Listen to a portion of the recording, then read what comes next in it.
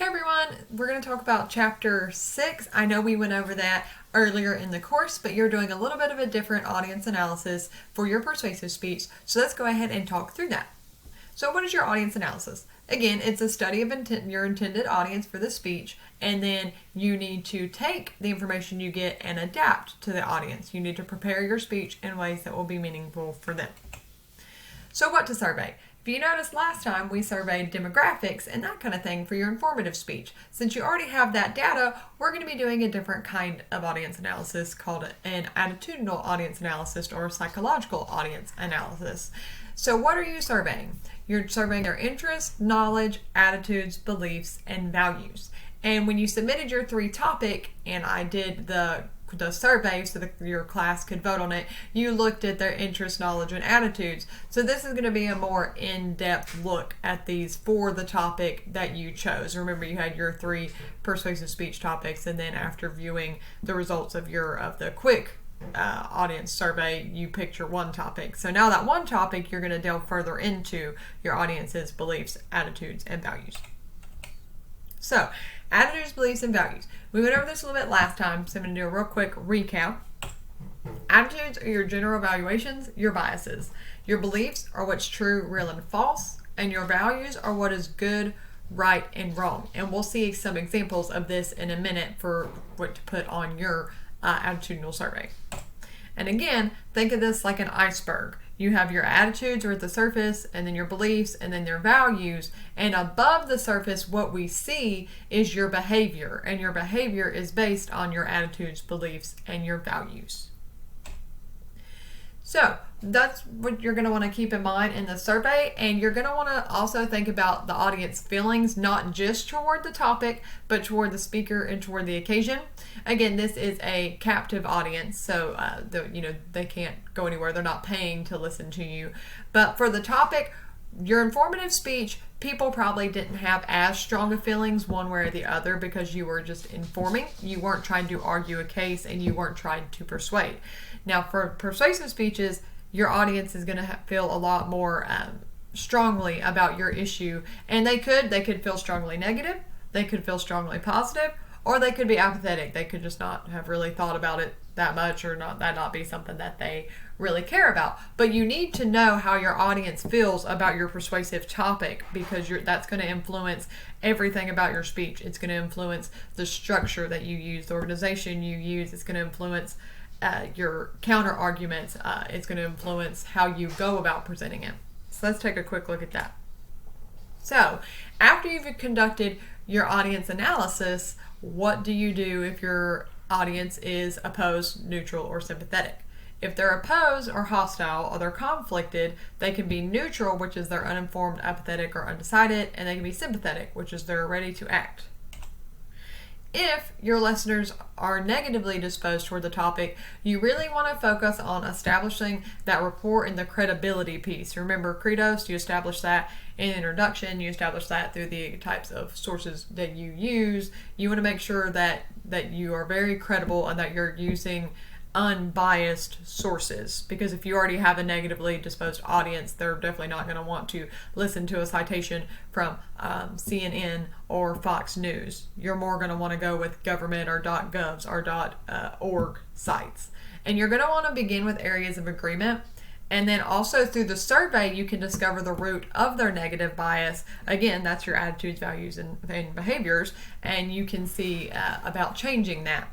Then what you're going to want to do is you want to tactfully introduce the argument's other side. You want to offer solid evidence, again, from unbiased sources. And you're going to use sources that are likely to be accepted. And you're going to justify why it would benefit your audience to develop a positive attitude. Remember, this is a topic that you care about, but you need to care more about the way your audience is perceiving it so that they know that you care, and you can give them a good reason for why it would benefit them.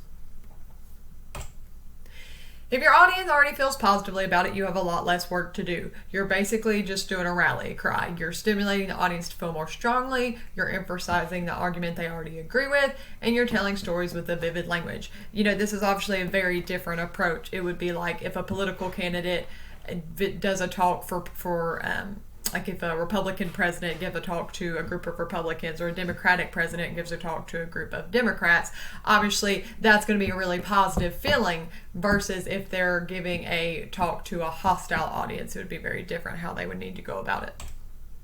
And then this is from your public speaking project chapter 5, which is your excerpt that I have for you to read this week before you do your survey. They say, we analyze our audience because we want to discover information that will help create a bond between the speaker and the audience. We call this bond identification. Aristotle loosely called it finding a common ground. So how, again, do you create that bond, that identification? Well, there are several ways that you can do that. And this is going to be more important than ever in your persuasive speech if people are apathetic or opposed to your topic. You want to stress commonalities. So what do you know about the class that everybody may have in common?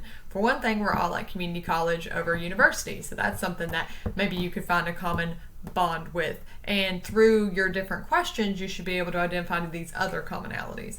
What shared perceptions does the group have? You can also base it off that. Eye contact. Remember, eye contact is so important for making people feel like you care about them and making them feel like you've included them in your speech. And also, it helps people feel that you're trustworthy. You know, that's why they say shifty eyes. People don't naturally trust people who won't look them in the eye.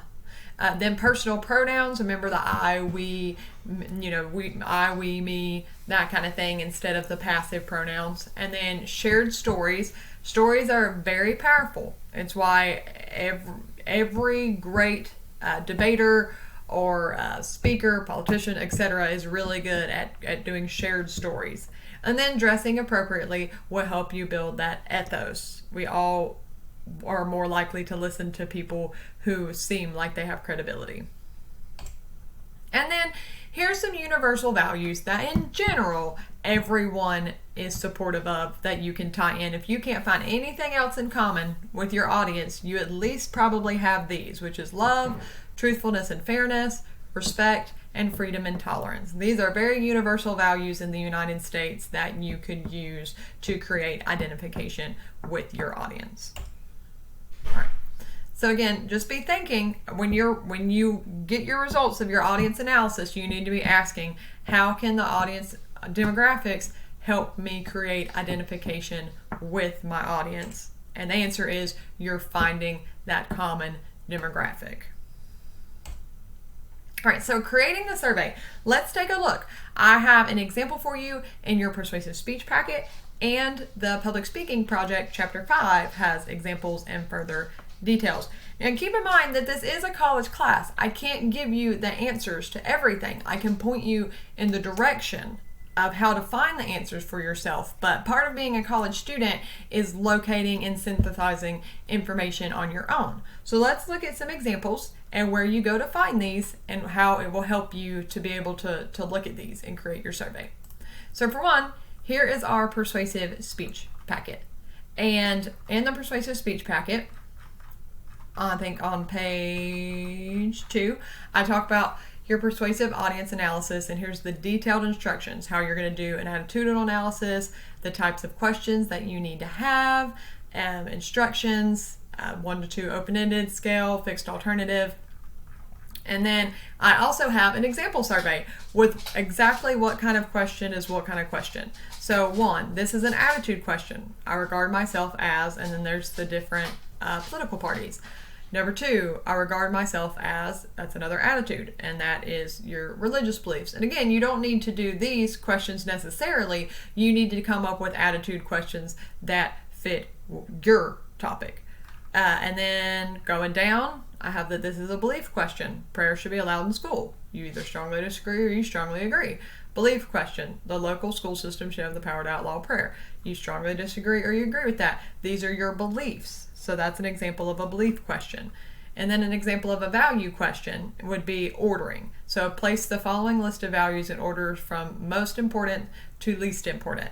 So you can see exactly which type of question is which. And then make sure you have your open-ended questions. And it's always nice to thank people for taking your survey. And again, I know SurveyMonkey only allows you to have 10 questions, but the Google Forms allows you to have an unlimited number. So if you want to have more, please use Google Forms for that. And then the last resource that you can consult, and I would like you to consult when you're doing your audience analysis, is your public speaking project. So let's go here. I'm gonna make this a bit bigger. So this is your public speaking chapter 5. It's on week 6 for you to look at. And this gives you even more examples. So examples of attitudes. You're either pro or anti-war. You're pro or pro-diversity, pro-choice or pro-life, etc. Pro-anti-gambling, pro-anti-prostitution. These are all examples of attitudes. Then they give you some examples of beliefs. The world was created by God. Marijuana is an addictive gateway drug. Ghosts are all around us. And then if you scroll down even more, they show you examples of attitudes. Let me move, there you go. Examples of attitudes, so, or values, I'm sorry. And values, remember, are more deeply ingrained. So it's more the abstract ideas like peace, unity, generosity, leadership, etc. And if you read through this, they call an attitudinal analysis a psychological analysis. Both are, both are the same type of survey. So you can read through there and it has specific examples. And then also, if you come up here, it'll give you even more examples of attitudinal value and belief type questions. So those should be some good resources to get you started for creating your survey. All right. Well, I hope that y'all have a great day, and I hope you have some fun with creating your surveys. I'm really excited to hear your persuasive speeches. Remember, this is an opportunity for you to make an impact on your classmates. I mean, this should be a topic that you care about, that you're passionate about, and that you think will really benefit your audience. All right. Talk to y'all next time.